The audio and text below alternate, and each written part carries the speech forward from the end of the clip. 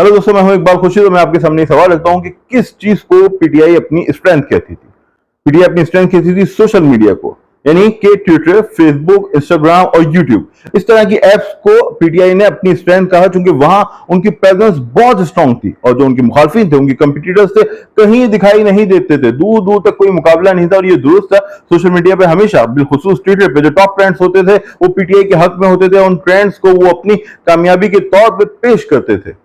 मगर फिर 9 मई हो गया और 9 मई के बाद ऐसा लगने लगा कि जो ये स्ट्रेंथ थी पीटीआई की, यही उसकी सबसे बड़ी वीकनेस साबित हुई। उसके फॉलोअर्स, चूंकि वो सोशल मीडिया से ऑब्सेस्ड थे, तो उन्होंने अपनी प्रोटेस्ट की वीडियोस अपने नामों के साथ, अपनी धमकियों के साथ बनाई और हैशटैग्स के साथ अपलोड कर दी ट्विटर, फेसबुक और यूट्यूब पे।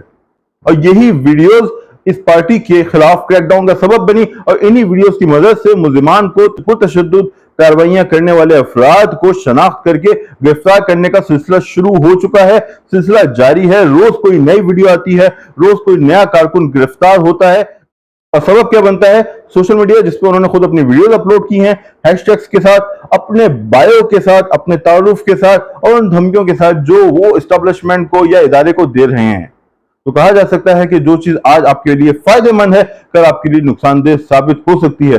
वो चीज जिसे आप अपना हथियार गर्दान रहे हैं, हथियार करार दे रहे हैं, कल उसी हथियार से अपने पैरों पे आप वार कर सकते हैं। इसीलिए कहा जाता है कि अपने पैरों पर कुल्हाड़ी मारना या उसी हथियार से खुदकुशी कर लेना जो आपने दुश्मन के लिए बनाया था।